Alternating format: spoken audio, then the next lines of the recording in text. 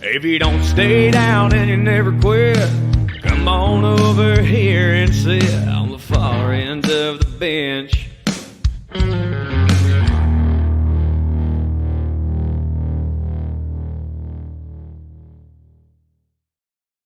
Well, happy Friday, everyone. First off, I'll say it the way that I say it in my classes. Happy Friday, everybody. It's Friday. We get to enjoy the weekend now. You've made it. It's time to sit back and relax. Unless you are a Colorado Avalanche fan. God damn it, Niko. I didn't think we'd have to have this conversation this early. Backs against the wall. That's all I can really say. Backs against the wall. That was the nicest way to put it. The nicest way to put it. No, we are here with you. We are live right now, a couple hours before game time. Obviously, Game 6 will be getting underway from Climate Pledge Arena out in Seattle at about 8 o'clock.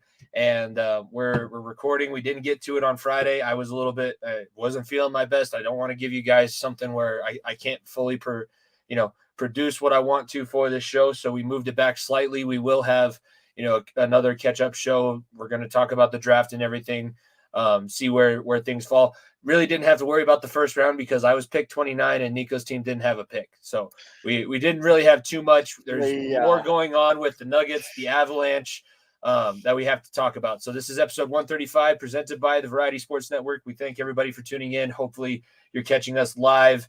And you let your friends know. Make sure you hit the follow button. Everything is down below. Follow, subscribe to the YouTube channel. Leave a like, leave a comment. Let us know how you're feeling heading into tonight's game. If we get a few different comments in, we'll try and work you guys in and let us know how you're feeling. But man, first off, how are you? Because I haven't seen you in the normal time that I normally do. So let's start off. Are we doing okay? Well, I'm gonna say yes for the time being. Obviously, last year's one. We'll talk about the Avs a little bit later, but the run that we had last year was so damn magical. Obviously, it's okay to have a little bit of a hangover. And look, the Nuggets right now have been the source of my happiness. And I'm gonna tell you right now, vibes are pretty good. Vibes are pretty good. Is all I'm gonna say. And look, I have high expectations for the Avs, but the feeling of last year, it's okay if like yes, you want to win again. Yes, you want to go back to back. Yes, you want to do that and the other thing. Like I'm not like putting all my chips in the basket and then winning it all this year. How like I am doing with the Nuggets and how they're performing. So that's why I'm in a better mood.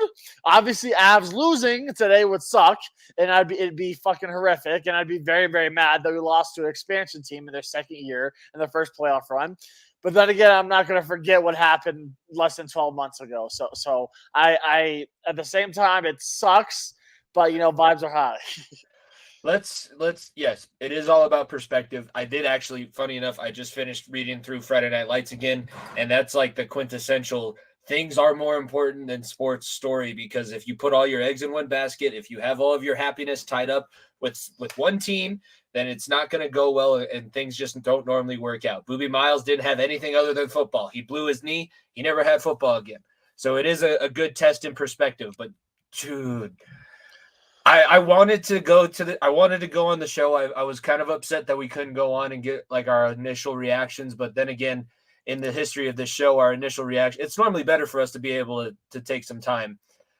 Let's start before we get into the Nuggets talk and get to break down that whole matchup with the Suns. We're going to talk about Game 5 first. We'll save our preview for Game 6 coming up at the end of the show. So people have a little bit of time to tune in if they want to catch us live pregame and everything like that. Presented by SeatGeek. Download the app right now. And for your first purchase, use promo code VSN and you could possibly have tickets. We're going to have a Game 7 in Colorado. So start looking now. You can find a deal on SeatGeek. Download SeatGeek on your first purchase. Use VSN. Wood. Yeah, I'm knocking on wood too. Use code VSN and you'll get $20 off your first purchase.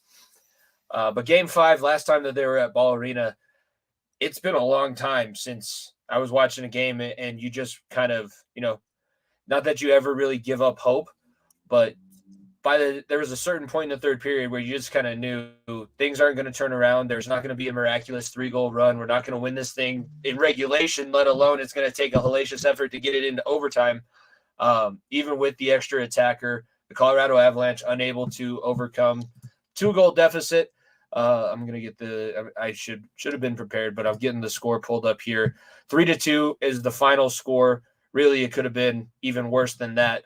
Thorough domination from start to finish. The Seattle Kraken are proving what they needed to prove, and for all of us that thought maybe the bright lights would be too much, they really just don't give a shit. They almost don't understand that they're an expansion team, and nobody expected them to play this well, and they are a good team. So again, we're going to give all the kudos where it's due. Seattle is a good team. They have a lot of good depth, and they built things the right way where they sucked the first year, didn't put all their eggs, like we've been saying, into one basket. And now they're able to benefit. But holy crap, last year was just so special. I don't want to be stuck in last year, but we have to say it. Last year was so damn. Through the Western Conference, we were 12-2. We lost 4 games. We lost 4 at 3. It's wild. It's wild to compare the two. It's so wild. You can't. And to Jared Bednar's credit, he tried to say that before the playoffs started. You cannot compare this year's team to last year's team. But I still think everybody kind of fell into that trap. But no, the last 2 games, I would say, are really where you look at it. You sit down and go, this is a different, like, there is no Darren Helm getting the bounce pass off the boards and scoring with 4.5 seconds left. That's just not the way that this team is built. You don't have that kind of firepower. And being the guys that you are down, having the situations that you are having to deal with. We mentioned Val not being available, still not available. It doesn't look like he's going to be available for tonight's game either. Probably not for the rest of the postseason. As rest of the postseason. And it's a very interesting story. Like, you wouldn't expect things to happen like that. I guess the main point that I want to make sure everybody understands, and when we look back through the history of sports, teams that were able to win 2-3 championships in a row, not only do they have to be able to keep themselves at physical condition, like peak physical condition for a long stretch of time, you also have to be able to deal with all the bullshit, like families falling apart, coming together, different things that you just aren't able to forecast. Like, nobody forecasted Valerie Nichushkin not being available for game 3 and having whatever was going on. I'm not going to say any of the details are very murky, so I'm going to avoid trying to say any of them at this point, but just like, you don't plan for something like that. And you don't expect anything on that level to happen. You don't expect for, I guess, the other example that kind of pops up in my head, I don't know if you remember, it was when we were really young, but like, there was a New Year's Eve. It was New Year's Eve. The Broncos played a game, and then the next day, one of their players ended up being one of the victims of an accidental shooting. Like, things just happen. No, things happen so rarely, and that's where you give all the kudos, obviously, to the organizations like Tampa Bay, right? Like, being this 3 straight Cup Finals is no slouch, and the fact that they were able to do that is a massive accomplishment. Winning 2 of those back-to-back. Look, you say what you want to say about the bubble, it's still back-to-back championships is very, very difficult. So all the kudos to them right now. And obviously, look, they're badly injured, but they've been able to figure it out, and it seems as though that this Colorado Avalanche team just has too much to overcome this year. It really does. Like, it seems as though that, look, not having Landy all year, there's always a thought that Landy could be back. That was a little bit more motivation getting you into the postseason, trying to get that 1 seed. Oh, there's a chance Landy could be back. There's a chance that this guy could be back. There's a chance we'd be back full strength. And it just never came to fruition. It seemed like that was the nail in the coffin. You want to be it. Look, the season's not over. It technically isn't over yet. We still have possibly another 5-6 hours of the regular season still available. So things aren't over yet. But like you said, that team last year compared to this team this year, it seemed as though Sakic seemed as though Chris McFarland. McFarland both had the same thoughts that this team will get healthy, that this team will be back full strength come game 1 of postseason, and that just did not happen. That's what happened. That's why you saw the deadline moves you saw, right? Look, Lars Eller, decent acquisition, done nothing in the playoffs, right? Matt Nieto, guy who's supposed to be your 4th liner, he's on your 2nd line right now. Yeah. I cannot think that Sakic and McFarland thought this is going to be the lineup going into the postseason. Absolutely. And look, there's plain and simple, this team still has the juice to go at it again. You have two of the best players in the world on your team still. That's the plain and simple. I just don't think that this supporting cast has the ability to do that, plain and simple. But when you have McKinnon, when you have McCarr on your team, anything's possible. Anything's possible. But if you are able to win 2 in a row and beat Seattle twice in a row, then you're going to have to face a Dallas team or a Minnesota team that, frankly, are much, much healthier and much more prepared, ready to roll. So that's going to be the problem here, and that's why my expectations are low. And it's nothing to do with the slight of how much faith I have in Bednar, how much faith I have in McCarr, and how much faith I have in McKinnon. Because I have all the faith in the world in them. Frankly, I'd be surprised if they lose in 6. Like I said, you're gonna have to beat this team twice. Plain and simple. You're gonna have to beat this team twice in a row, or you're gonna have to beat us on the road again, which they've been able to do very easily, apparently. So I think this goes 7. I really do. But this team just does not have the juice. Just does not. Plain and simple. It's nothing against Hart. It's nothing against their will to play. It's just the juice. And what I've seen, 5 straight games with letting up the first goal.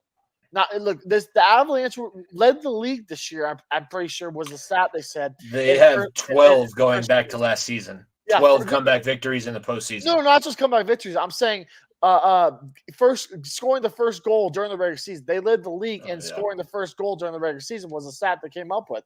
And I just think that this team trying to play from behind with the players you have is just not going to work. If you're going to want to win game 6, and game 7, you're going to have to score first. You're going to have to figure it out because this team does not have the juice. The team is not getting the production from the back end guys like they were last year. You can't rely on Berkey in your second line. You can't rely on Nas in your second line. You're looking at Matt Nieto in your second line. And you're like, fuck, I don't. How the fuck are we gonna? Best remaining option. Who else is gonna score? Is it gonna be Mikko? Is it gonna be McKinnon? Or is McCarr gonna get a start from the point? Because now it's crapshoot who else is gonna score. Not McCarr, and that's what I want to talk about next. Because, shout out to our guys Griffin and Christian over at Tell It Avs It Is. I was talking to my dad about it the other day, and this is what I was going to bring up on our show too. So they did the live reaction show from the game 4 going into game 5. And I listened to it after, obviously, the decision about Cale Makar had been made. But they were both like, oh, it's 100% he's not going to get suspended because they gave him the major on the ice and then took it away. So if they took away the major, how? It's just if you wake up George Paros and show him the clip, how does he say, oh, yes, this guy who received Lady Bing votes this year and has never tried to wave off a penalty and tell the referee, no, you made a mistake. I actually just fell. It just looked like he tripped me. It's such a big gripe, and it's something that we've talked about for years now with this show. Like when Tom Wilson and Artemi Panarin, all of these different situations happen, the head hits, the not head hits. Is it dirty? Is it not? Should guys be suspended? Should guys not be? Nazem Kadri being a prime example. But this was a situation where, sure, it was a penalty. It was interference.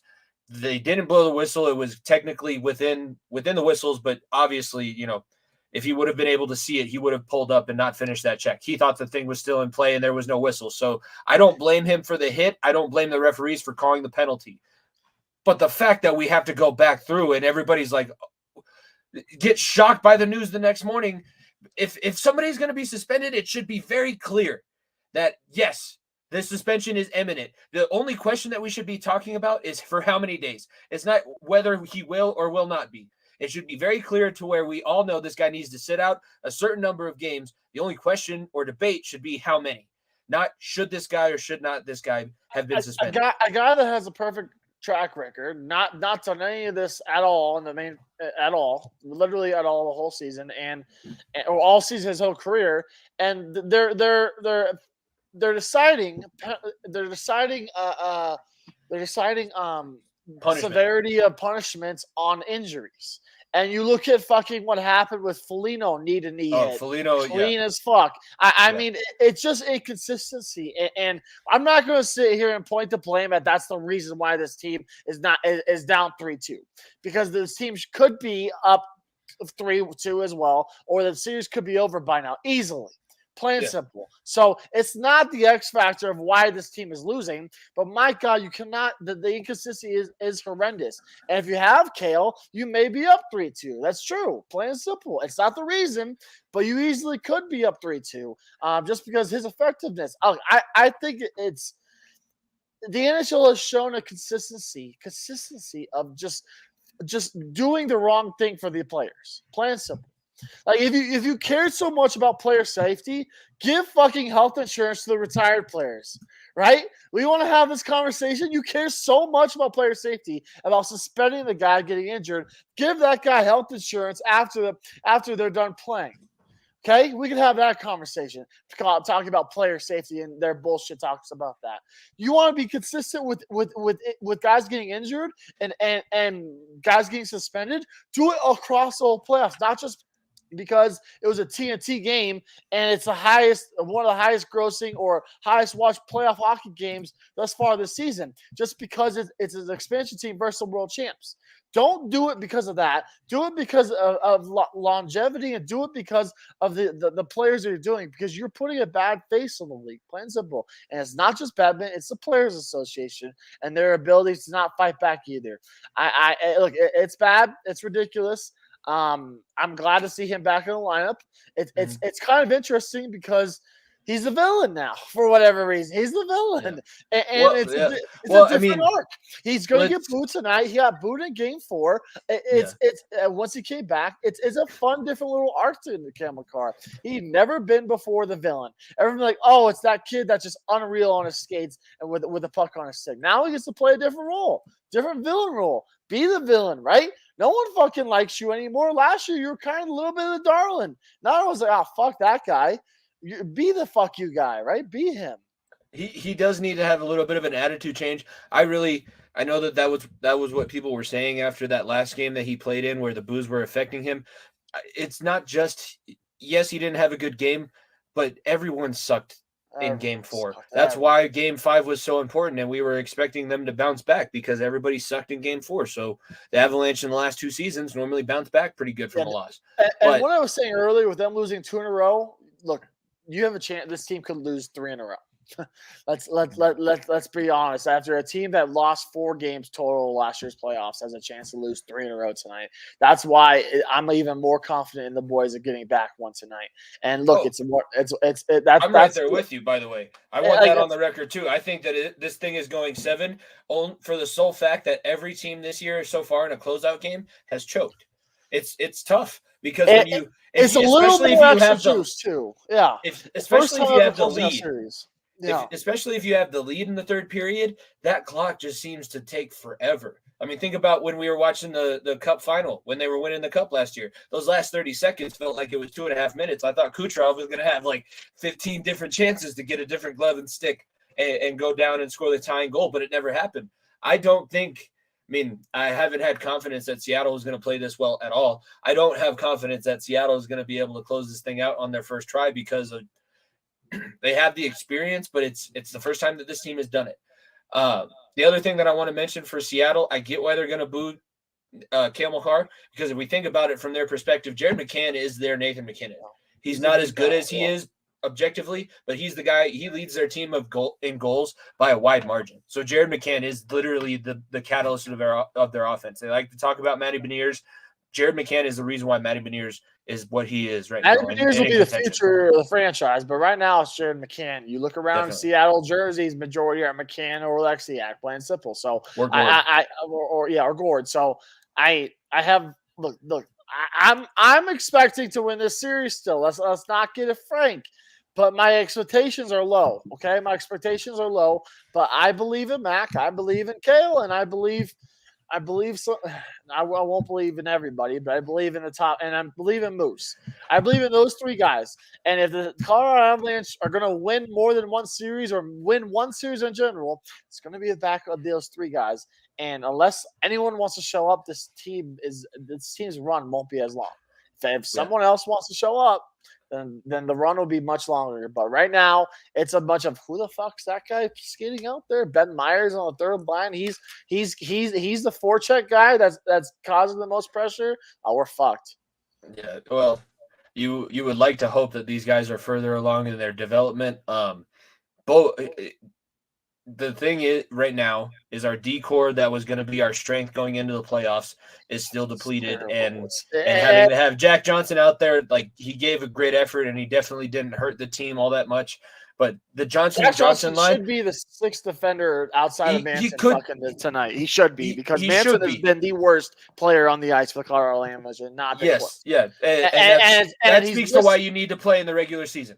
Exactly. And that's why you probably aren't seeing Landy right now. He may be back health-wise, but he's not physically and mentally back. And look, you try to throw Manson and it completely failed. Completely failed. The amount of turnovers, the amount of mistakes he had has been some of the detrimental reasons why the Avs have been starting every single game down 1-0. Every single game they've played so far in the playoffs, they've been down 1-0. So I look, it doesn't hurt to try Jack Johnson. It doesn't hurt to try McDermott, for fuck's sake. You have to try something because your back end is what's fucking killing you. And Georgie has done – he played terrible in Game 5, in my opinion. He let in some bad ones. But he, for the most part, has been up to the standard of group power for the most part. He hasn't been outplayed completely, and he's only let in 3-4 goals a game. Not letting in 6-7 like Ottinger has a couple times even this playoffs. So he's been keeping him in. It's unfamiliar territory with this back end completely. It is, and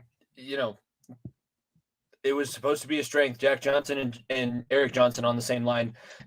Seattle, the depth of Seattle is what shines through. And I think Jared Bednar is a little bit frustrated too with the front office, with the way things worked out. You got to think, even just planning for worst case scenario, Chris McFarland and Joe Sakic should have made more of a run at somebody to fill the Landeskog role, with the very real possibility that it should have been that he wasn't going to be there, because championship teams didn't use LTIR. We just decided not to for a guy that didn't touch. You needed to do something, because if he declares at the beginning of the playoffs that he's not going to play at all in the postseason, you had to know that this was a possibility that he wasn't going to be ready. So and I guarantee you that was a thought that for a couple months. It didn't just all of a sudden, the week before the playoffs started, I'm not playing. Yeah. That just happened then. That stemmed from months and months of fuck. He's skating. He's wearing a blue jersey. He's wearing a contact jersey. We talked about it so much. And the thought was like, oh, here he comes. And maybe after All-Star break. And look, it's what. And I hate comparing the two, but it's an easy comparison. It's the same thing we were having with Jamal last year. It was consistently like, fuck, is he coming back? Fuck, he may be ready for Game 1 against Golden State Warriors. Oh, maybe after the All-Star break. Oh, maybe after the trade deadline. And the Nuggets just sat there doing nothing, and you make the playoffs, great, but you get your ass kicked in the first round. And the Avalanche right now, unfortunately, are in the same boat. I hate comparing the two because it's completely different scenarios. One coming off a cup run, one coming off one of the worst injuries the franchise has seen in that long. But like I said, maybe look for just referencing the championship teams for the Avs. Joe Sakic waited 4 years after, was it 4 or 5 years after winning his first cup?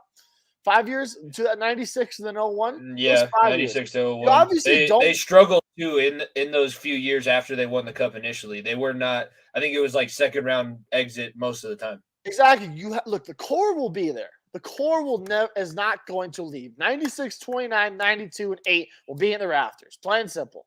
Okay? But if you think that that you're going to be able to put this group around these guys and win another one, you're in trouble. Is all I'm going to say. Is you're in trouble. Oh, this team would be struggling right now with the lack of their depth, even if Landeskog was healthy and able to play. This is what I don't want to hear, because the inevitable may happen that the Kraken might eliminate the Avalanche. I do not want to hear from the people that I'm around all summer that the Avalanche, like, they got robbed, or this could have happened and this would have been different. No. Seattle put together a team that can do this, that can make wild runs. We should have been more prepared about it, but hey, it's not our fault that we don't get to watch that many Kraken games because they weren't on national television like they will be coming up in the future. It's good for the league. It is really good, and that market Like Seattle is proving they are just a sports town. Like they love their sports. The fact that this team was created 2 years ago, and you got the kind of diehard fans that we saw at Game 2 out in Ball Arena scoring the first 2 goals or celebrating the first 2 goals that were scored. I was like, what? Oh wow. That is crazy. There are fans out there. So give them Seattle, all of their flowers and all of their roses. Absolutely. Seattle was a place also that had 2 men's professional teams for 15 years from 2006 when the Supersonics left until 2021, or was it 20 when the Kraken began? Whatever. Yeah, since 2021. 21. So 15 years without more than 2 teams. And look, they backed the Mariners so well, and obviously they have all that they have the 12th man in there for the Seahawks too. So it's a sports town. It absolutely is. And look, plain and simple, this isn't a series where we lose and I'm going to have all these fucking bad feelings toward the Kraken, like we did with the Stars, like we did with I did with Calgary when we first got on the playoffs. Right now. Look, this team has all my respect completely. Grubauer has my respect. Hextall has my respect, and that organization has my respect absolutely. But I'm still rooting on my boys to come back and make this a fucking 7-game series. Yes, no, they definitely. If we don't see a better effort, that's going to be the most frustrating thing. You can lose tonight. It might happen. You could have a weird bounce. Here's the thing about most of these games moving forward, and this is what, if we do move on, this will be good because it'll prepare us. We're going to win by 1 or 2 goals. It's not going to be 6-2. It's not going to be 5-0. There's not going to be none of this. What was the score of game 1 of the Western Conference Finals? 7-4. 7-1, I think it was. Because Edmonton ended up scoring like 4 in the third period, but it was game 2 of the Cup final was 7-2. I mean, yeah, that's not going to happen. We're not winning games like that. We're going to win gritty, grimy. It's not going to be pretty hockey. There's not going to be a lot that happens. You're going to look up and go, oh my God, 15 minutes of this period is already going on. I feel like nothing's happened. That's because nothing does happen. The teams that are good like this, and I was listening to one of the local shows today and talking about the Avalanche and the difference between last year and this year. It's not good to compare, but like last year, the team was good enough and deep enough. They could play whatever style you wanted. Tampa Bay wanted to get dirty and play in the corners. They did that just fine. Edmonton wanted to skate. The Avalanche skated circles around Edmonton with Leon Draisaitl and Connor McDavid. This year, Seattle's dictating the pace, and the Avalanche have not been able to keep up that pace so far. That's what the reason they've given up the first 2 goals in most of these games so far. It's the reason why it constantly feels like even though Seattle might not have that much offensive zone time, every single chance that they get is on net, and it's dangerous. Georgie's having to work his ass off, and he's given up some soft goals, but he's got no help in front of him right now. None. He's got none. No help. Let's quickly take a look around the rest of the Stanley Cup playoffs, and then we're going to talk about I'm going to let you kind of go off because this has been brewing for a couple of years now. 2 years, Jimmy. Yeah. 2 fucking years. It's been a while. Years. This is going to be a good payoff for the benchwarmers, but before we get into that, let's look around the rest of the league. The only team to advance so far in the Stanley Cup playoffs, Vegas comes back and throttles Winnipeg after losing game 1 in 4 straight. Vegas looks good. Vegas looks very good. Stoner coming back, having your captain back makes your lineup better. Crazy how that works. So Vegas is into the next round. They will play the winner of Edmonton and LA. Right now, the Oilers lead that series 3-2, and it seems like it's taken a turn where Edmonton has the momentum, but we'll see how long that lasts and if it will carry over. Then Dallas and Minnesota. Dallas has taken the last 2 to take a 3-2 lead on the series. I thought it was going to be over in that last game in Minnesota, but that's been the series where refereeing has been really, really evident. And we talked about Foligno already. Really, really bad. If you haven't seen the Foligno clip, his direct quote is, "It's fucking bullshit. It's fucking bullshit." And hockey players don't say that kind of thing. They don't ever use that kind of, blunt, this sucks. That was Marcus Foligno has been screwed so far this playoff series, but Dallas has the chance to close that one out and move on. They'll play the winner of the Kraken and the Avalanche series. We'll talk about game 6 here more in depth coming up. Over on the Eastern side, Florida is still hanging around. Boston leads 3-2, but they lost at home the other night, so they're still having to try and close out the Panthers. Toronto, 3-2 lead over the Lightning. Choking hazard. Choking All of our hazard. Canadian listeners just tuned out. They're like, no, It's happening. It's happening, Leafs fans. It's happening. Look. it could. It really I could. tweeted it out. You had Game 5 was must win. The first ever must win for a team up in 3-1 in NHL history or NBA history or anyone in a 7-game history. It was the most must win Game 5 I've ever seen in my life. And now it's the most must win Game 6 in Toronto Maple Leafs. If it goes to 7, you're It screwed. goes to 7. It's over. You're done. You're screwed. I've already got 3 futures on fucking Tampa Bay to win it, and I can still bet, so I can fucking say this. So I am going to be very, very happy when Tampa Bay comes back and evidently wins this series before May 26th is all I'm going to say. So I'm going to keep pounding it because they're going to fuck up, Jimmy. The Tampa Bay, plain and simple, has been the better team throughout the series. They've just had fucking brain farts. And here it comes, Toronto. Here they come. Here comes the boogeyman, number 88 in the net, who's standing on his head. Oh, you're in trouble. Oh, here you are in trouble. I'm trying. I want to find this. Let's see. You're in First trouble. round. You're in so Okay. much trouble, Toronto. Nico, 2004. 2004. That is the year that they're trying to overcome.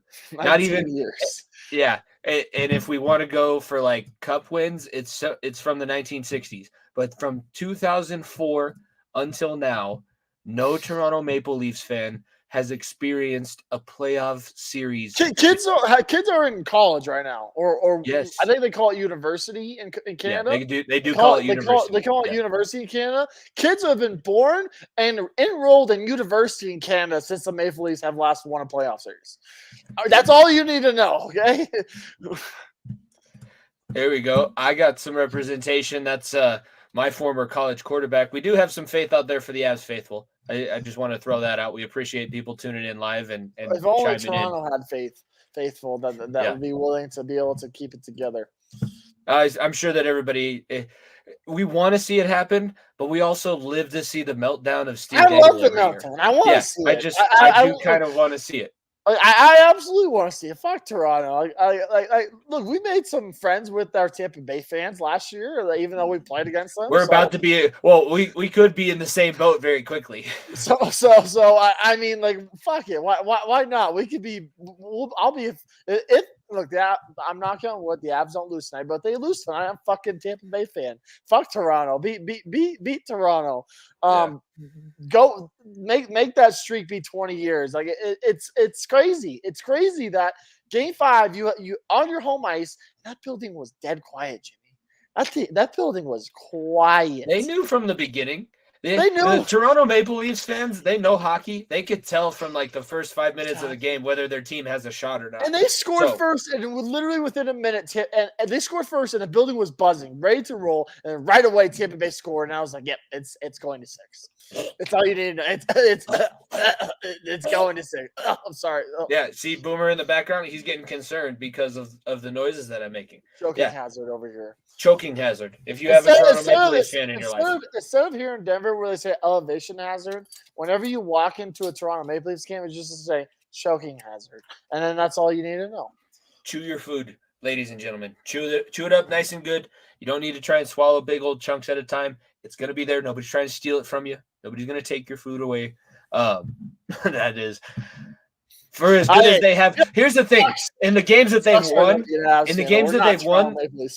yeah, we're not Toronto Maple Leafs fans, but the games that they've won, like that comeback victory where they got in overtime, their ass kicked, and they fucking were came back the entire game, But then they proved like they are that talented. If they could just get out of their own fucking way, they would be a wagon. But it's the Toronto Maple Leafs. I will say it again. I will say it again. The last time the Toronto Maple Leafs have won a playoff series was in a goddamn Mike Myers movie. That's why I'm so confident because of what you just said. The talent that either Toronto will lose in Game 7 or they're going to the Cup final. There's no in fucking between because if they're that talented of a team in my opinion. So. Oh, they're gonna. I feel like if it's Boston, Toronto in the next round, it's gonna be. I'm gonna watch every single game of that series because it's gonna be. It's gonna be a fight. It's gonna be a knockdown dragout. But here's the thing: they have an easier time, I think, eliminating Boston than they've had with eliminating Tampa Bay and Andrei Vasilevsky. So Because fucking there's Boston can't close the series out either. So I mean, it's that's why I'm so confident with these Avs teams, because Vegas has been the only team that'd be like, fuck you, we're just going to dominate you and to close out the game. Every other series is like, we're up 3-1. I guess let's give them a game. It'd be nice. And teams don't know how to close out hockey games and how to close out series. So it's a different kind of mentality, and the Avalanche have a lot of experience doing that from last year. Rest of the Eastern Conference on the Metropolitan side, Carolina struggling to put away New York. The Islanders. Oh boy. Yeah. They're playing right now. bad. Let me check the score because of the Islanders, and that's another team that I'm like, the Hurricanes offensive firepower. The Islanders are up 1-0. There comes another 3-1 choke job. Yeah. And it could go to we're game going to a game 7, because if New York scores first, then they can just get into their defensive zone. Pretty sure and they don't Craig have to Anderson's do anything else. in net, Jimmy. Like Craig Anderson, the guy who's retiring, I'm pretty sure is the goalie. They pulled Ranta already. It's game 6. I thought you meant for the Islanders. No, not for the Islanders. For the Canes. So let's see. We can look up the live stats. Who has the goal for? Because we are live, so let's cater to the live audience. Kyle Clutterbuck got the goal so far that could possibly send us to a game 7 of this series. Freddie Anderson is fucking. Remember last year when people were saying he should win the Vezina? Oh God, how funny is that? And then he didn't play in the playoffs at all. 5 Never shots, showed up. 5 shots on goal, 1 goal already. Oh boy, it's trouble brewing for the King. I feel a little bad because when I was on the I VSN don't. hockey I show, kinda like but I'm explaining, and I'm also gonna plug VSN here. When I was on the VSN hockey show on Tuesday, the Avs played on Tuesday or Wednesday. When did the Avs play? For Wednesday. Maybe I was on it Monday. I can't even remember. It's been such a long week, and I tried to block out the Avalanche's last game. The guy that we were on with, I believe his name was Josh or Jared. I'm really bad. I feel terrible. But he was a Canes fan, and we both said we made the mistake. Like, oh yeah, I have no beef with you. You have no beef with me. You want the Avs, I want the Canes. Let's go Avs Canes Stanley Cup final. And neither team has won a game since. Jesus Christ. Yeah, I don't. So it's my fault. That's what I'm trying to circle back around to. It's talking about teams that doesn't know how to fucking close out teams. The Carolina Hurricanes, like they physically cannot win games on the road. It's just physically impossible. And they lost at home the other night. We're in this situation because New York won in Carolina. Because they were up 3-1. So New York had to win one in Carolina. They have a better team overall in general. Like, it's a disaster. It's a disaster. And for the Carolina Hurricanes. Disaster, yes. Let's go from one disaster to the other, because there's another disaster happening. But just before, pun intended for Hurricanes, disaster. Hurricanes, disaster. I just had to get that in there. It's my teacher humor. I need it. New York, New Jersey. What a fucking disaster of the fucking Rangers. Oh my God, Jimmy. Broadway is difficult. Sometimes the stress can get to you, and you just can't win. Apparently, you can't win at home. Your home barn. We put a nail in the coffin in the Devils. I'm pretty sure the last time we recorded. We did, yes. We put a nail in the coffin. That team had no. We said, in our quote, I said this, so I'll even bad takes, freezing takes expose me, that the Devils have no offensive firepower. Their goaltending is non-existent. It's mid. And it's decided to completely flip around where they took Wedgwood out of not Wedgwood, fucking Blackwood. Mackenzie Blackwood. They took Blackwood out of net. I only know that because of NHL 23. They put 6'5" fucking Wall in the net, or whatever his name is. I don't even know what his name is. Hold on. And he's been outstanding. He's been outstanding, and he's outplayed Shesterkin.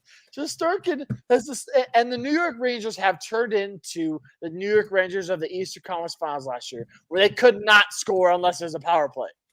Plain and simple. And look, Schmid, what a fucking name! Akira Schmid. Oh, that's right. The dude that 6'5", 205. The dude's named after something. The dude's named after something from Star Wars. I'm pretty sure, because him and his dad are huge Star Wars fans. If you watch him, he meditates, staring at the goal in between fucking timeouts. So that's the fucking craziness of this dude, and that's who the New York Rangers are fucking losing to, Jimmy. That's where we're at right now with this New York Rangers team. The best quote unquote goalie in the world, Igor Shesterkin, ladies and gentlemen. is getting exposed for how he is.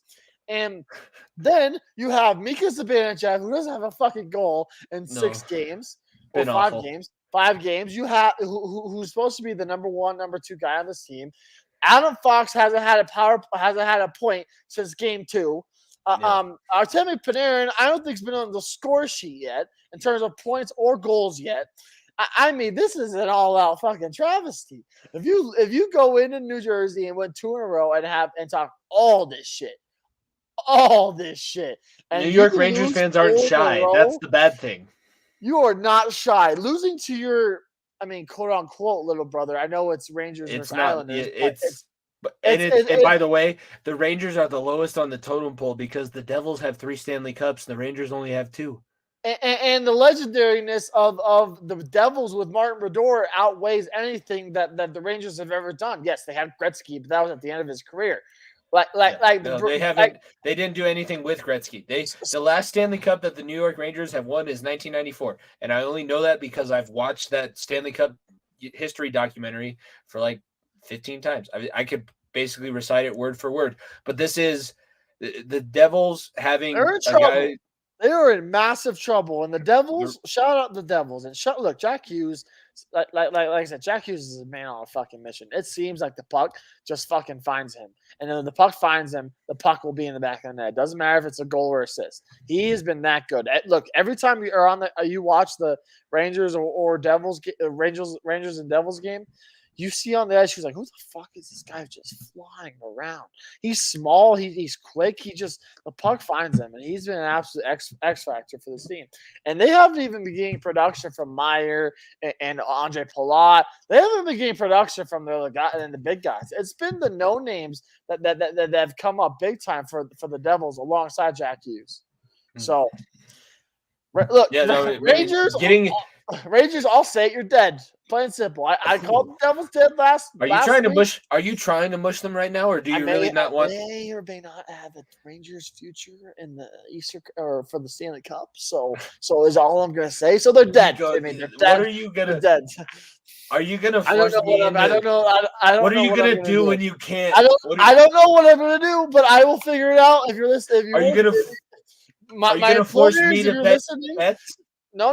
My employees who are listening, I have slowed down. Okay, I have slowed down. These are all bets that I took before I learned. Okay, so it'll be dead. I'm slowing down currently, and it'll be completely dead once it has to be because of business means business. Okay, plain and simple. But right now, I'm just letting you know the futures that I have because I can.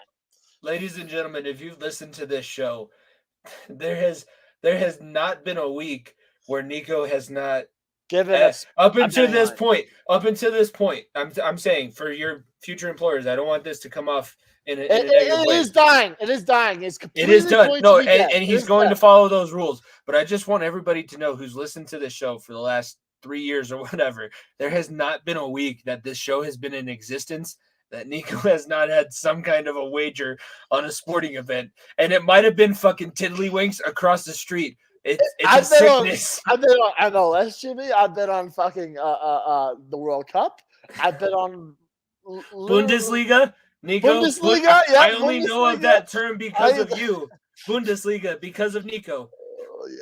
Yeah. So don't worry, ladies and gentlemen. The degenerate will be no more. So it will be completely. He's gonna have to prove that he can live without it. That's the good. No, it will be. It's not proved. It will be happening. So plain and simple. He has proven that it's okay. He's good until September 25th. And then you we're don't back, know the exact date or anything. And then we're back. It's because I have a calendar right next to me, okay? That's the only reason why I know the specific date and when the season ends, okay? It's the only reason. I did not know that off the top of my head. I'm looking at my calendar. I have everything sorted out, so it's the only reason why I know the date. This is beautiful. Okay. Let's change gears. Let's talk about the Denver Nuggets and the Phoenix Suns because both teams had a gentleman sweep in the first round. This is a rematch of the Western, was it conference final or second round? Semifinals of 2 years ago. Obviously, everyone remembers this was like right when we were coming back from COVID. We can pull back the clips even. You don't have those on you right now, but we may pull the clips out next week for next week's show, and you might be able to find some of the dumb shit that I said because I've been waiting for this for 2 years. I've been waiting. It has been a 2-year countdown. I have been waiting. Last year fucking sucked, okay? Like 2 years. Last year I got over it because the Warriors were just the better team. But I'm gonna tell you right now, I still believe that the Denver Nuggets were a better team with Jamal Murray. If they had Jamal Murray, than that Phoenix Suns team 2 years ago. This team has had the best injury luck I have ever seen in a playoff run history. And look, they have Kevin Durant, first ballot Hall of Famer, have Devin Booker, stud, have DeAndre Ayton, who I have all the respect in the world for, have CP0 with no rings as well, who I think is a bum. So this team is very good, but I couldn't name you I can name you 2 other guys because I've fucking deep dived into the series and how the Nuggets could beat them. But plain and simple, I've been waiting for it. Once I saw that Phoenix was basically locked in the 4, I was like, yep, it's going to happen. We're going to get it again. We are going to get it again. And plain and simple, I will be in Phoenix for game 4, okay? I will. You could come find me because I'm going to tell you right now, if the Denver Nuggets are up 3-0, you don't want to fucking see me, Phoenix, okay? You won't want to see me for game 4 because right now, Nuggets and 4 guy will come out full swing, and Karma will be a bitch if we're up 3-0 going into game 4 and I'm in attendance in Phoenix. Plain simple. That's all I'm going to say.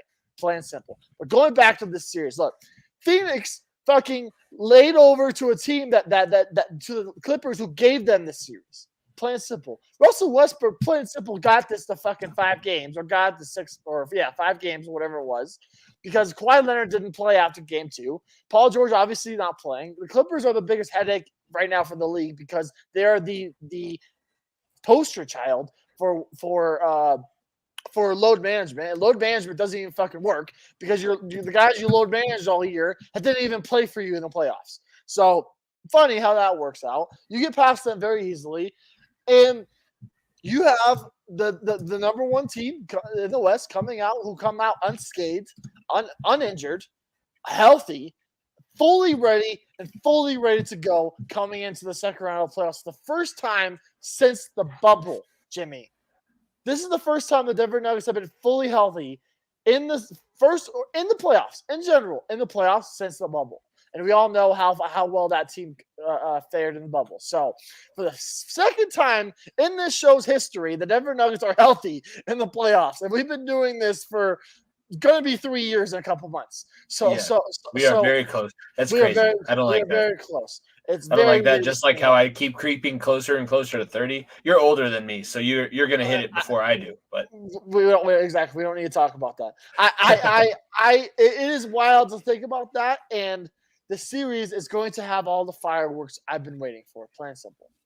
Yeah. No, this is going to be the one that everybody's eyes are on, especially, should be. We've said it. There's 2 series in the second round. There's 2 series in the second round that everyone's eyes should be on. It's Phoenix and Denver. It's Boston and Philly. The other series, who gives us some fuck, basically. Because that's going to be the main events on the Saturday night games on TNT, on ESPN, because those are 2 of the – look, I believe, in my opinion – this may be a hot take, but the NBA Finals winner will be out of those two series because Bucks gone. I don't believe in the Knicks. Jimmy Butler is fucking going crazy right now. We'll get to hear that in a little bit, but I believe that the Sixers, Celtics, Nuggets, and Suns are the 4 teams that should be the best possibility for winning the NBA championship this year. And I'd be lying to you if I don't look. If the Nuggets lose, I think the Suns can take it. If on the other side the Sixers, I can't believe I'm saying this. Can beat Boston. The Sixers somehow can get past Boston. They should be in the NBA Finals. Okay, plain and simple. So that's how I feel about this series, and that's how much confidence I have in my team. Plain and simple. No, I think what the point that I was trying to make also was in Denver, the Nuggets should get your full attention now because this is going to be your best shot. Like, Best shot. if we wanted to say that we were Nuggets fans during the Nuggets days and it didn't quite work out, we were so close. This is going to be our next best chance. And if things, God forbid, go the way that they might go, if Seattle is able to close out the Avalanche or win it in 7, however that's going to be, you're the only game in town. You don't have to worry about sharing the arena. Not technically. I know, but I mean, like at that point, yes. The only game that matters. Ticket. You're the only ticket that matters. Anybody can get a Colorado Rockies ticket. Game one, you might be the only ticket in town. Denver Nuggets playoff tickets should be, and they are going to be way more coveted. And I think, too, what this is going to prove to you is how good and how well prepared you are going to be for next season as well. However this series goes, it's going to be competitive. I'm having that mindset. It's going to be difficult because you have to stop Kevin Durant, who, as has been pointed out to us on social media, yes, we see you, by the way, when you tweet at us about the Suns and Nuggets, Kevin Durant is probably the second best player on his team at the current moment. Devin Booker is playing insane. They're playing insane. So we get it. You guys are a very good team. We know. And there's no slight. But we knew we were going to have to beat you at some point. You got to beat good teams to win championships. Exactly. And my faith in my team. And look, if I'm the Phoenix Suns, I should have all faith. If I'm a Suns fan, I should have all the faith in the world too. Plain and simple, because the Nuggets have been an unproven team. And I saw someone on ESPN, I think it was yesterday or today, that said the Denver Nuggets seem to be like the Buffalo Bills. I don't believe it until it happens, right? I don't believe that the Nuggets can be contenders until it happens. I don't believe that the Bills could get the monkey off their back and win the Super Bowl until something happens, until it happens. And right now, you have a chance to make it happen. Because you get past the Phoenix Suns in the second round, you're possibly facing the Lakers or the Memphis, who struggled to even get past the first round, or a Golden State team who obviously it looks very, very good, right? So it's your chances are here, ladies and gentlemen. Your chances are here. I know that we're going to have more to talk about with Nuggets and Suns. Honestly, we can probably spend a majority of the time on our next episode because we're going to come back Sunday before after game possibly. After game one, game two will be Monday.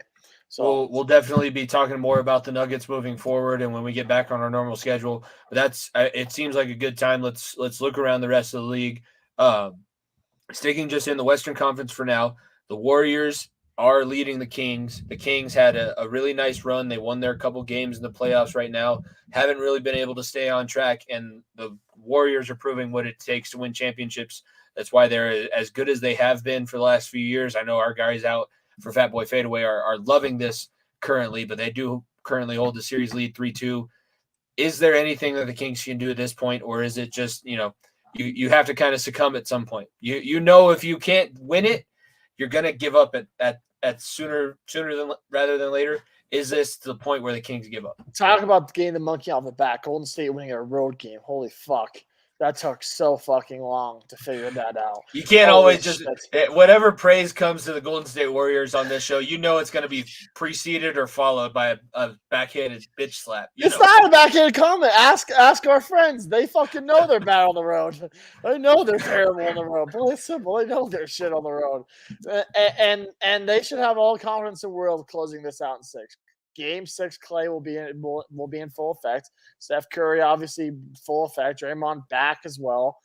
Plain and simple. I look, Kings. It was a cute run. Light the beam, whole thing, awesome. There's a reason. Actually, no. I should probably stop talking about betting odds. But this is the last time I say this. There's a reason why I picked Sacramento to win Game 1 and a bet to also Golden State to win the series. Plain and simple, because that's the confidence I had. Because I knew Light the Beam would be lit up, and I knew Golden State would figure it out by Game 4, Game 5, and that's exactly what they did. So, look, the Kings, it's a cute story right now. Right now, you just need to focus on keeping this sustainable, keeping the firepower you have for multiple years, because you got the playoff win off your back, got back in the playoffs, breaking the longest playoff curse in the four major sports era. So I think it was a great story, but like I said, I'm thinking of predictions. I expected Golden State in 7, and it looks like it's going to be Golden State in 6. As of this moment, they are currently going to play at 8:00. So same time that the Avalanche are on the ice, they're going to be having that game. So if you are a Golden State fan or a Kings fan tuning in, want some cool commentary during the game, at Fatboy Fadeaway or at T_McGurk. I hope I'm getting that right. But those two guys over at Fatboy Fadeaway Sports Podcast here on the Variety Sports Network, you know that they're going to be talking about it because they've been really good about tweeting out during those games. And I've listened to them. They've kind of come around full circle. They were expecting initially for it to be a dogfight and the possibility of losing. I'm sure now, I haven't listened to the most recent episode. I'm sure now they're back on, Darren and Tyler are probably back on the train. Like, we're going to win this round and we're looking on to the next round already. So elsewhere in the West, the other side of things, Los Angeles leads Memphis 3-2. The one thing I want to talk about with this series, Dylan Brooks, it's the worst loss of all time. That's the biggest loss. Whether you win or lose the series right now, you took the fattest L I've ever seen in the history of us doing this show. As a personality on the internet, I feel really bad for you. I don't feel bad for you because you're the one who started this. You talk. He's like, everyone's pointing me out to be the villain. I wonder how they got that assumption. I wonder. You wrote a $300,000 check with a $1,500 stipend. You wrote a $30,000 check with a $1,500 stipend. You're a bum, dude. You're a bum. Whether your team wins or loses, you probably still suck. You have no bearing. The team's not going to exercise your option. You're going to be playing for the Guangdong Tigers next year in China, basically. If you know the meme, you know the meme. Plain and simple. So I look, the Memphis right now, that Game 5 win was massive, but you have to go to LA today, as they're talking about it. You have to go to LA today, and I believe that the Lakers should close them out. I'll say it. I hate the Lakers. I really do. I hate the Lakers with all my passion, but the Grizzlies have been just a pain in my ass too. So I think that they're not ready. They're not ready for it. They wanted this first round matchup. Dylan Brooks said before the series, I would love to send LeBron home packing early. He's the one who's going to be packing you home early. So kind of funny how that worked. And it'd be funny, right? It'd be funny because after today, we could have a Final Four in the Western Conference of the Lakers, the Warriors, the Suns, and the Denver Nuggets. 3 teams where you want to talk about getting your fucking demons out. You can right the ship wrong this year. You can get past Phoenix, you'll face the Lakers or the Warriors and talk about fucking just drama. The NBA sets up for some of the best storylines that only fucking TV shows can write. They're doing a reboot of The Exorcist, so it only fits, right? They're making a new Exorcist will come out a little bit later on this year. I think that's perfect. That's just script writing at its best. The NFL was on its game. The NBA is also pretty right now. It's in its bag. They're like, we got LeBron at 38. LeBron at 38 is about to upset the number 2 seed in the first round, while Golden State is the underdog. Technically, not really. Look, the NFL script writers did a hell of a job this year, but no one does it like the NBA script writers. Okay, if the NBA had the viewership that the NFL did, the script writers would be unfucking real. That's all I'm gonna say is they'd be making a lot of movies out of this shit every year. Yeah. So for the chicks, for the 2 chicks that listen to this podcast, this is the comparison I'll give you. I'm gonna go reality TV here. The NFL was Vanderpump Rules. It's cool. There's a lot of drama. It's pretty trashy. I know. It's don't let me get into the depths of my reality TV. But the NBA is the Real Housewives of New Jersey. They've been here, bitch. We've been tossing tables. We've been here. You might be cute. We might have a lot of drama with you. That's nice. I just, tossed my toddler. I put him in a home because he didn't have like a 4.5 GPA, and I tossed a table. I flipped the table because I can't end a human interaction without a fight. This former Super Bowl champion going into a darkness retreat happened fucking 2 years ago when Kyrie fucking did Sage and went into his little hiding. I was going to during the mention bubble, that at the okay? beginning of the show, too. I've been hanging out with Kyrie. I'm burning sage for the Avalanche right now. This shit happened. Fuck it. This shit's done and happened. You're just copying it. Just because you get the viewers, the fan base. Just look. You have the ratings. It's not even fucking close, okay? But plain and simple, you're just rewriting shit. It's how should I put this? It's WWF pulling WCW storylines and just saying, just because we have more fucking money and better viewership, we're fucking going to market you and you're going to be fucking dead. That's what it is right now between the NFL and NBA, because all the storylines are fucking the same thing that the NBA did. They're just doing it better. Yeah, I see that 100% as well. On the eastern side of the NBA, the Heat obviously upset the number 1 seeded Bucks without Giannis. Butler is fucking him. Well, Giannis played the last 2 games, but plain and simple, Jimmy Butler is fucking him. My God, I like giving the Miami Heat shit because we have a strong Heat fan that we had on the show multiple times, and I like giving him shit. Plain simple, he gives me shit about being the Nuggets fan, so I'm gonna give him shit about being a Heat fan. And look, I'm not gonna lie, I have a Heat fucking championship fucking hat in my fucking closet. I have 3 Heat jerseys. I'm not gonna sit here and act like I don't like the Heat. Because I have some loyalties. If anyone that listens to the show and has known the show at all, go back and listen to one of our first 10 episodes, and you'll realize why I'm a partial Heat fan. Okay, but the fact that Jimmy Butler just did that all himself is just out of world, right? I mean, I have never seen it. That is the closest I've like. We want to talk about Jamal's playoff run. We want to talk about Donovan Mitchell's playoff run during the bubble. That's the closest I've seen to a Kobe Bryant playoff performance in a long time. And Kobe was before since LeBron. Plain and simple. Oh God, that's just brutal. I'm gonna get shit for that. I'm gonna get shit for that. I know I am. But I really just think that this Heat team have what it takes to go back to conference finals. Look. It was a travesty they lost the playing game, but obviously they didn't care. You have to win the last game of the year to get in the playoffs. You face a top 3 MVP candidate, Giannis, in the first round, and you come out and you dominate them. Yeah, Giannis didn't play 2 of the games, but you won 2 of the games with Giannis on the floor. Mm-hmm. So, in my opinion, the Heat now face the New York Knicks in the second round.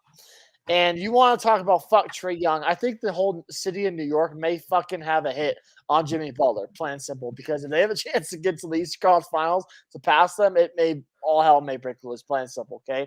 Because they lost their mind after winning 1 series against a Cavaliers team that just, plain and simple, just didn't show up. So now you have to face the most I'm him. The definition of the meme I'm him is Jimmy Butler, okay? And Jimmy Butler has been just unbelievable last 2-3 games for them. And I'd be lying to you if I didn't think that the Heat can move on to the Eastern Conference Finals. And you face the Sixers in the Eastern Conference Finals. I was just about to say I'm going to be betting on them to make the finals. But it's simple.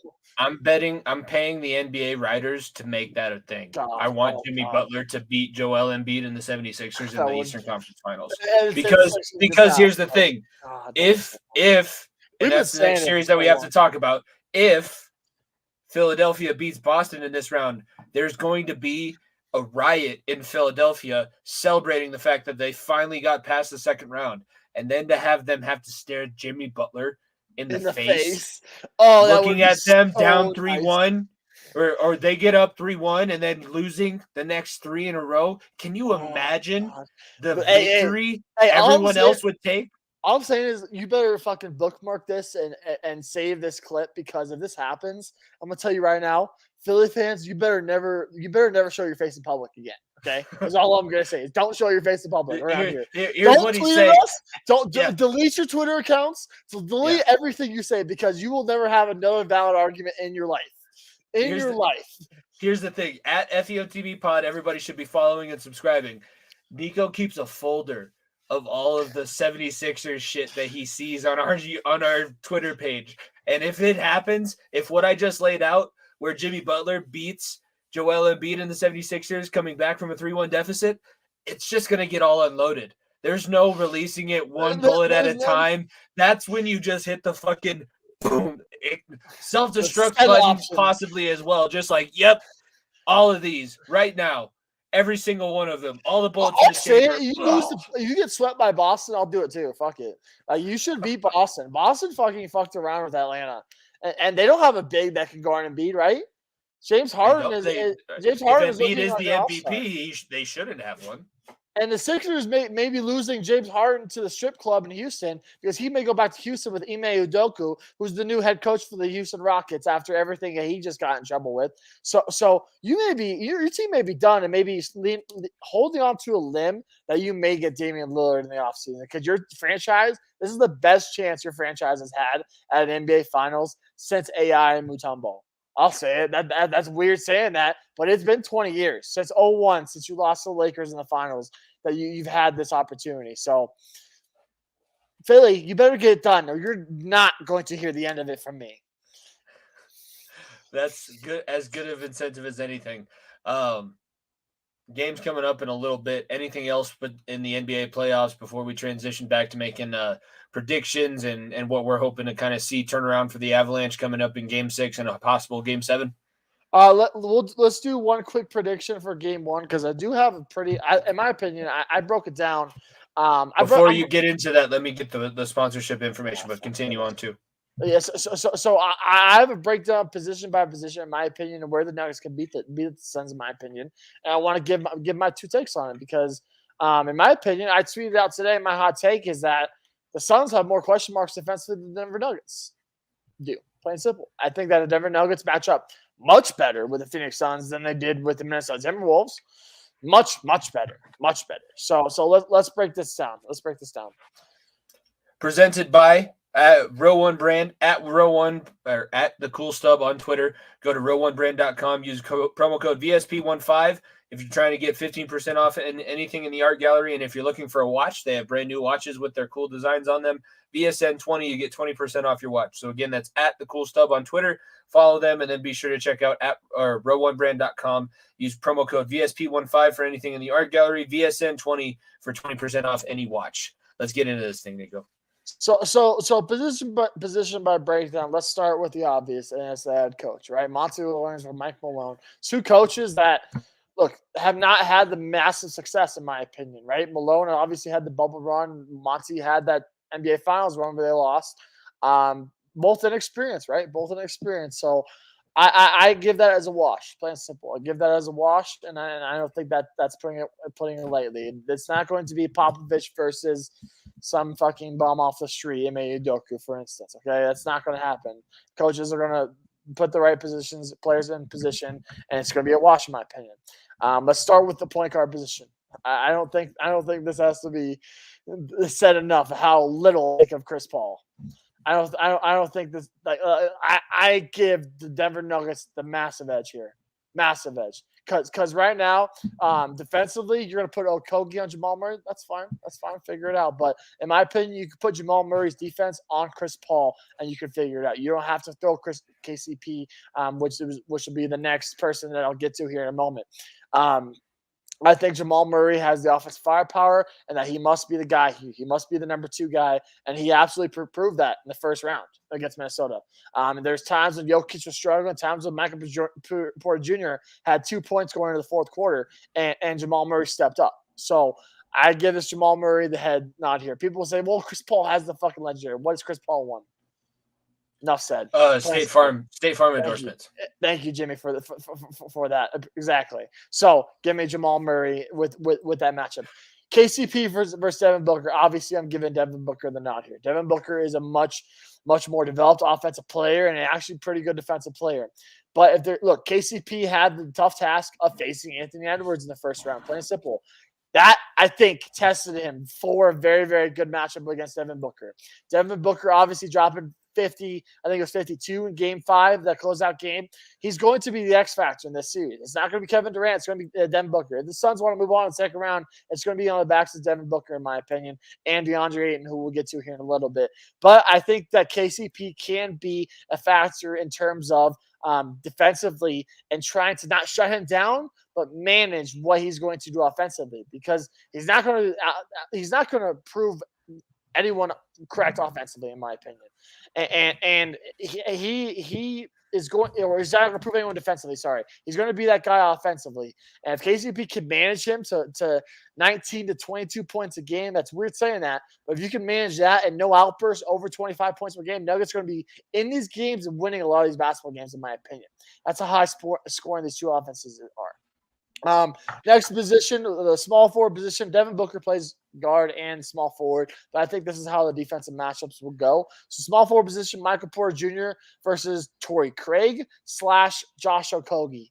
Michael Porter Jr., plain simple. Torrey Craig, former Denver Nugget. I watched Torrey Craig get worked by Damian Lillard in a 50-point game one-on-one. If Michael Porter Jr. wants to be the X factor here, he can be that guy. And Okogie is a great defender.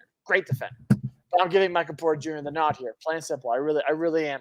I think he proved that he's willing to do whatever it takes to win. Getting those rebounds in Game 5 when he only had 2 points going into the fourth quarter. Then coming up big with that 5-point swing 6-point swing where you had the 1-3 when you were down in Game 2 against Minnesota, and then getting that 5-point lead right back in Game 2. It was massive. And I think Michael Porter Jr. has all the takes of being that third guy for this team, plain and simple. So I expect a big series out of him, because I don't know what they're going to do defensively on him. Probably put Durant on him. Maybe put Booker on him. If they put Chris Paul on him, it's going to be a long day for the Phoenix Suns, plain and simple. Because I heard that rumor coming around. Because if you're going to throw Kogi on Jamal Murray, you're going to throw Chris Paul on KCP, or Devin Booker on KCP, or put Devin Booker on Michael Porter Jr. Michael Porter Jr. has the height, has the shot, has a lot more capabilities offensively, and I expect a big series out of Michael Porter Jr. Next matchup here, I think it's plain simple. Kevin Durant versus Aaron Gordon. I love AG, but obviously he's not the easy money sniper. 3 people in the history of brands have lifetime deals. Michael Jordan, LeBron James, and Kevin Durant, the 3 athletes that have signed lifetime deals with Nike. Kevin Durant signed that lifetime deal. It's awesome. I'm happy to see that. It's great for him. He sells great basketball shoes as well. He's the man. He's the man, plain simple. But similar to how I said with KCP, I think AG could be a good defensive matchup against him. I'm not saying that AG is going to be the guy to hold Kevin Durant under 15 points per game, because that's not going to happen. Kevin Durant will get his. But you hold Kevin Durant into that 19 to 22 point range, I think you can win a lot of these basketball games, plain and simple. And AG has the ability to do that. AG absolutely has the ability to do that. So, and it's a much, much better defensive matchup against Cat, who's much bigger, much stronger, and will just get him in foul trouble. AG has to stay out of foul trouble for this team to win ball games, because he's going to be the guy that marks up KD the whole series. I would imagine that once KD steps off the floor, AG will be off the floor. Once KD steps on the floor, AG will be back on the floor. I think those two will be tied to the hip this whole series.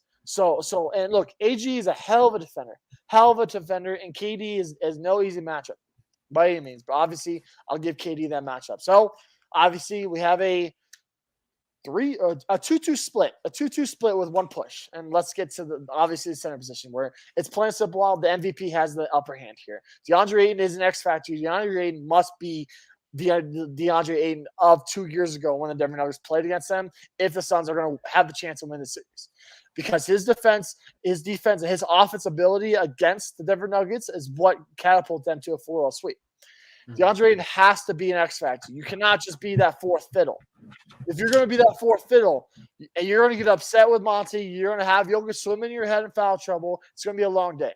You have to be that second or third fiddle that is there every night, and defensively and offensively for DeAndre Ayton. Because, like I said, people are going to try to expose Jokic defensively, and he's not the best defender in the world. DeAndre Ayton is going to have to be that guy to expose it.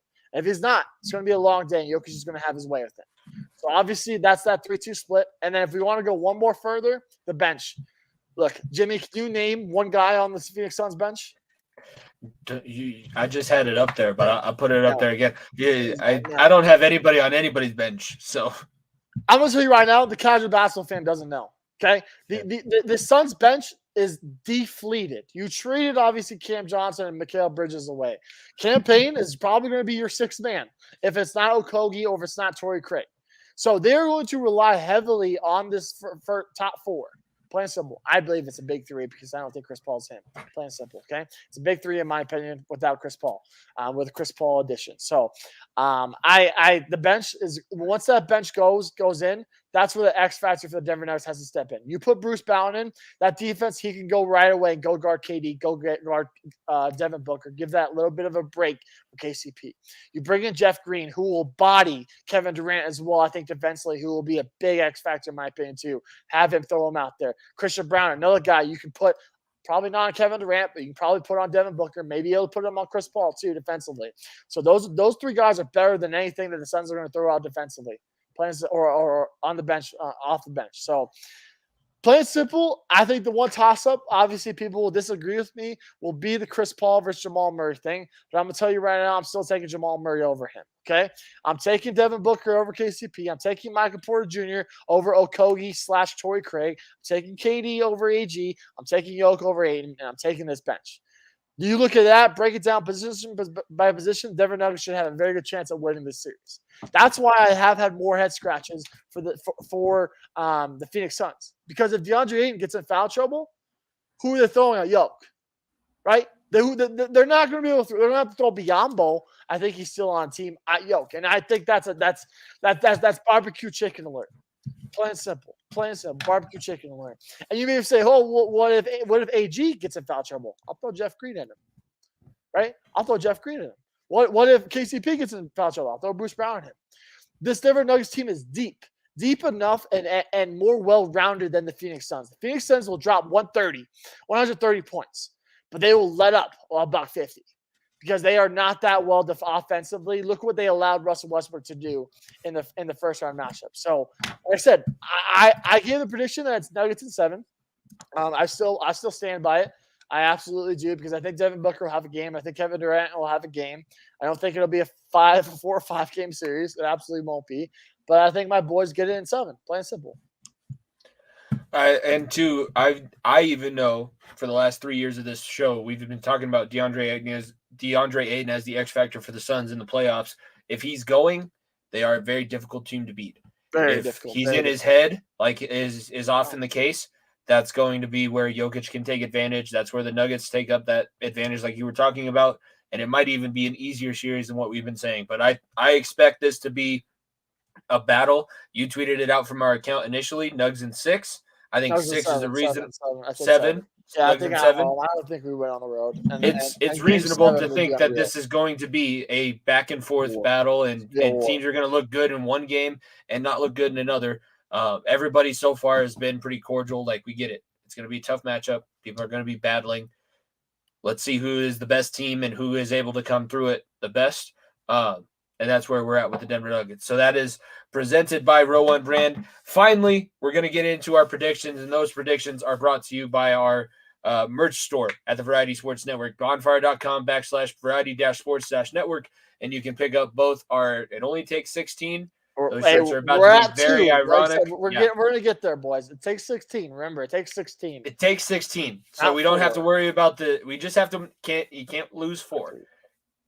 You stick at 3 right now where it is. And then you can also get the Joke Is On You playoff t-shirts for the Denver Nuggets.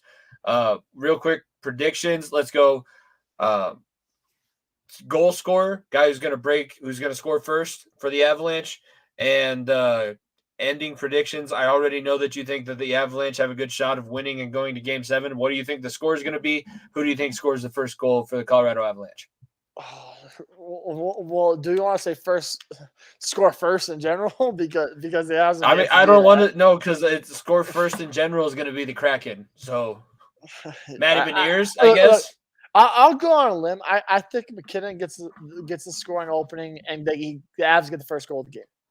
I am fine with that too. I think that McKinnon comes with his head on fire, and I think Kale does as well. I would not be surprised if it's Kale if it's not Mac. I think they show up, they're ready to roll, and I think that. And look, if it doesn't happen now, if not now, when? Okay, sucks. We're saying that, but but we're saying that. But if not now, when? And I think that McKinnon gets the scoring opening quickly. I really do think that the Avalanche have something to prove, and I think that they're ready. I think they're maybe ready. And like I said, they're a better road team. So give me Avs 4-2 with an empty netter. So go 3-2 going in the third with an empty netter, and finish it 4-2. Give me Mac with 2 goals. Give me Kale with 1, and give me Lecky with the game winner. Give me Lecky. Good stick, Lecky. Lecky was the guy who stepped up big time, getting a goal when he needed it. Give me Lecky with a game winner tonight. I'm also going to say that the Avalanche win. I'm going to say more of what I would like to see happen because I think it will benefit them more in the long run. 1-0. 1-0. I think I know. But here's the thing. I think that it's going to be a random play. We're finally going to get a depth score from Logan O'Connor. You're going to get that monkey off of your back. You're going to break that curse. You're going to win 1-0 on the road. You're going to prove to this team that they are just an expansion team. You are the Stanley Cup defending champions, and we're going to prove why Game 7 is going to be the toughest motherfucking challenge of your life if you're a Seattle Kraken player or fan. Amen. That's what I want to have happen. I'm trying to manifest it, putting it out there in the universe. Very easily could go a different way. But that's what I think this Colorado Georgie Avalanche with a team, shutout, boy, if he would able to get a shutout. that would also say that the defense played a lot better than they have so far in this series because the defense has been the reason why we're down 1-2-0 at the end of the first period. So I think you said it. I think this is going to be the Avalanche's best game that they played so far in the playoffs because it's got to be. There is no last game of the year. Cue the water boy. Last game of the year, Brent can't hold anything back now. We just got to get it out of our system. We got to get it out there. We got to go on the ice, take no fucking prisoners, and play the way that got you a Stanley Cup championship last season. If you don't do that, very easy that you can lose. But you have the capability. Play with that hair on fire tenacity that we know you for, and that's all we really ask for. Anything else that you want to say before we wrap up? Like I said, hopefully Sunday we're talking about pregame Game 7. So hopefully talking about pregame Game 7. Hopefully after a 1-0 lead for the Nugs. So that's what we're hoping for. I'm knocking on wood. If you're listening to the show, knock on wood with us. But yeah, I believe in our boys. I really do. I believe, especially the Nuggets. I have a little bit doubt about the Avs, but I think that we can push this to 7. Be sure to follow at FEOTB Pod. It's down at the bottom of your screen. It's on both of our descriptions. Link to the YouTube. Subscribe to the YouTube channel. Be sure to check out all of our great sponsors over at the Variety Sports Network. This has been episode 135. We have been live on the Variety Sports Network here on the Far End of the Bench podcast, hoping for a big win for the Colorado Avalanche. For myself, Jimmy Pilato, my co-host, Niko Bryant, thank you very much for tuning in. We will see you guys next week. Peace. If you don't stay down and you never quit, come on over here and sit on the far end of the bench.